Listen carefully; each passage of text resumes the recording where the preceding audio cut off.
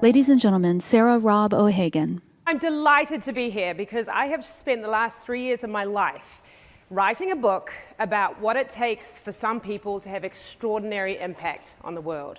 I've researched some of the most incredible people, inspiring stories, from Condoleezza Rice through to Bodie Miller, the downhill skier, through to Angela Ahrendts, you name it. And what I have learned is that none of them have got participation trophies in their closet. None of them stood in line and waited for a promotion, and all of them were incredibly bold. So what I'm going to talk to you today is about being bold. I've just written a book, I call it Being ExtremeYou, about how to be bold. But to start, you might wonder, who am I and where did I come from? What's the crazy accent? I'm from a country called New Zealand. Has anyone been there? Love me my New Zealand.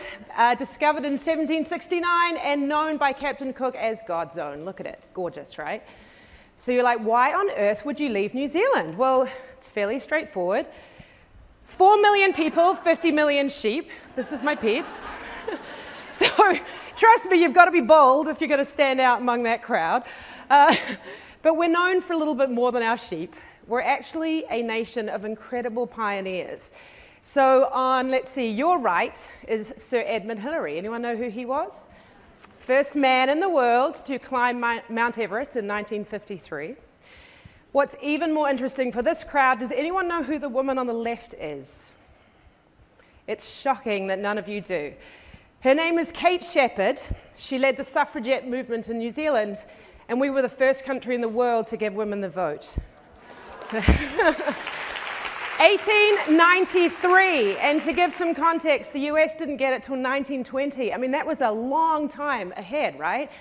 Fast forward now, New Zealand consistently ranks in the top 10 in the Global Economic Index Forum for Gender Equality. So it just shows what happens when you make these bold moves and you're impactful.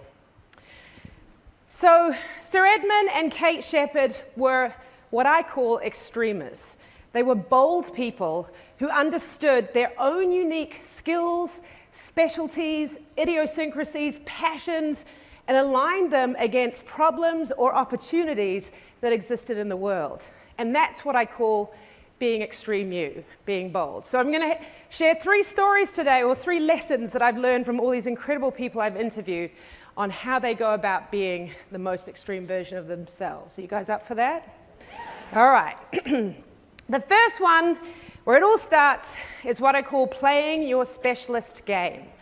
What is it about you that is special and unique and amazing? Where do you thrive? What is your specialist game, and are you playing it?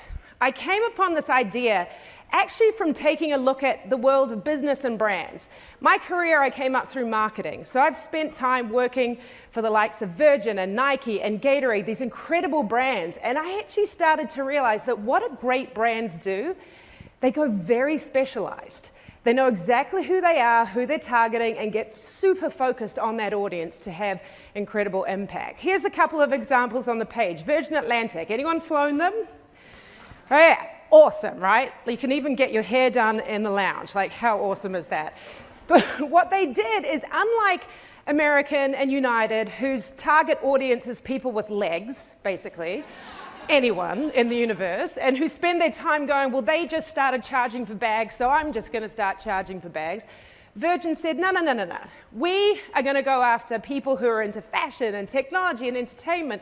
We're going to build our route structure around them. That's who we're going to go for. And we're going to crush it with those people. And knew exactly who they were. Or Strava. Do I have any people who are on the Strava social network for athletes in the room? Whoa. Oh, always one. I love that. Love you. Strava is amazing because they got into the whole quantified self movement. Now, they could have said, let's go after the Fitbit crowd. Anyone who's trying to get fit. But they said, no. We're going to say no. We're going to go just after super passionate people who are into fitness. And the founders said to me when I interviewed them, which I loved, wouldn't you rather be number 1 for a really small group of people than in number 10 in a giant marketplace and no one cares what you have to say? And then there's the dry bar. Ladies, who uses the dry bar? I had the distinct pleasure of interviewing Ali Webb, the founder of the dry bar, for my book. And she is amazing because her specialty, she's like, I'm not going to do everything that happens in the salon. I'm just going to do blowouts because I'm amazing at it. Like, she explained to me the technique of how you can blow out hair that she learned as a child because she had unruly hair. By the way, the person, her brother, who funded her business was bald.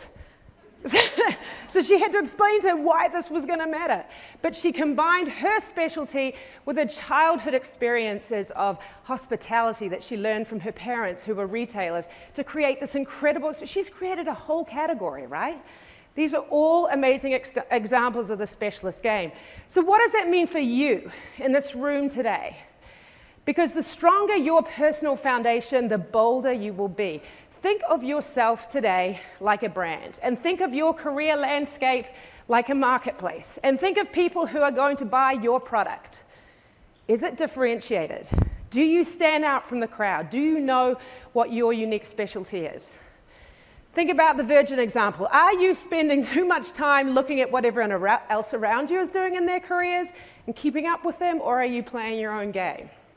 The Strava guys, are you saying no to opportunities that don't play to the best of who you are? Or think about Ali. She is world class at her specialty. What's your specialty? Do you know what it is? Because you need to know what it is to be able to play your best game. My personal story is last week I announced I'm the CEO of Flywheel Sports. And this is the awesome part of playing a specialist game. I was not looking for a job. I'm trying to launch a book right now. I was not in the market to even think about this. But when along comes this opportunity that is so perfect for me, it's not just a cycling business. This is for like ass kickers, this business. Everything about it is me. I was like, there's no question that this is the right opportunity for my specialist game. So many people said to me when they heard, they're like, Flywheel is fitness for extremers. I was like, I know. Point is, once you know your specialist game, suddenly you will be in position to receive the ball when it comes your way. And it will come, I guarantee you that. Okay, lesson number 2. What I like to call break yourself to make yourself. One thing I heard from every person I interviewed is every time they got to the top of their game, where they were super like crushing it, hitting it out of the park, that was the moment they said, I want more. I'm going to get uncomfortable and I'm going to do more. So what does that mean for you? First of all, challenge your most stubborn beliefs. There's one thing that makes me crazy about young women that I mentor is when I hear this common story of, there's a job opportunity I'd like to go after, and here's the 25 reasons why I'm not qualified. Anyone ever had that experience? And I have to say, I have not seen many dudes come and say the same thing to me. Point being, what is it that's holding you back? In my personal experience, I went through my career as a marketer because I failed finance at university. I sucked at it. So therefore, I just kept telling myself, I can't do it. But I wanted to be a CEO. So eventually, I rocked on up to Harvard Business School for the remedial training for executives and took a finance course. And guess what? I loved it. It was amazing. So what is it for you? What's the one thing holding you back that you think you can't do? Because if you go and dive in and try, you might be surprised. And if you're scared, start with something physical. Here was me thinking, no, I cannot jump into a giant dumpster of ice cubes. Well, sure enough, I did. I can. So you can do it too. Let it go. When it comes to breaking yourself down, you have to be willing to let go of what's comfortable. It is really hard when a great opportunity comes along in your life and you love where you work, you love your colleagues, you love the fact that everyone knows you, you love the fact that you live in a city that's awesome, but sometimes to really make the impact you want to, you've got to let things go. So what is it that's holding you back? Are there moments in your life where you realize, had I taken this path, had I been a bit bolder, had I let go of what was comfortable, would I have got further? So that is about breaking yourself down to get the next level of your own potential. And my last lesson, which I love the most, is what's called bringing out the extreme in others. I absolutely loved what Octavia said last night about so many stories in history. We don't talk about the full team that accomplished the story. And the truth is that when you're an extremer, by definition, you are not well-rounded. You're really good at some stuff, and you probably really suck at others. And that's okay. But what you need to do is partner with others that can help bring out the best in you as you help bring out the best in them. Don't you love that image? I just love that. Those are all extraordinary athletes in completely different disciplines who could not look more different, right? So what does this mean for you? It means if you're an introvert, partner with an extrovert. I know I can say I'm an extrovert, in case you hadn't noticed. My best work in my career has been done partnering with introverts. Are you analytical? Partner with someone creative. Are you an organizer? Partner with someone who just loves throwing stuff against the wall. It's okay. Like, go out to lunch with someone that you don't normally go out with. See what you can learn from them and what they will learn from you.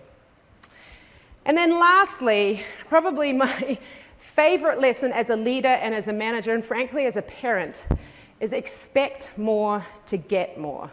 This picture, for anyone who does not know her, this is Sasha DeJulian. She is a famous rock climber who's a world champion. And I met her parents, actually, her mum, and telling me the story of this little 7-year-old who's scaling these walls. Can you imagine as a parent how terrifying that would be? But she had her heart set on it. And her parents were like, she knows what she's doing. I'm going to expect that she can do this. And she's gone on to be one of the greatest rock climbers in the world. Think about that in the workplace. Do you ever find yourself kind of going, well, this person works for me. I really think they should do it this way. I really know how they should go about doing it. Well, actually, when you give the answer to the people working for you, they've got no skin in the game. Oh, the boss told me to do it this way. It's not my fault if it doesn't work out, right? So it's up to you to expect the person to figure out the solution and bring out the extreme in them in their own learning. All right, so with that, we have 3 lessons. Did you stay with me today? You guys awake? Yes. Play your specialist game. Are you good with that? You're going to go do that? Break yourself to make yourself. I want to see everyone getting super uncomfortable. And then bring out the extreme in others, because at the end of the day, in the world we live in today, it is up to everyone in this room to help everyone have an impact. And that's what we're here to do. So go forth, be bold. It's been a blast.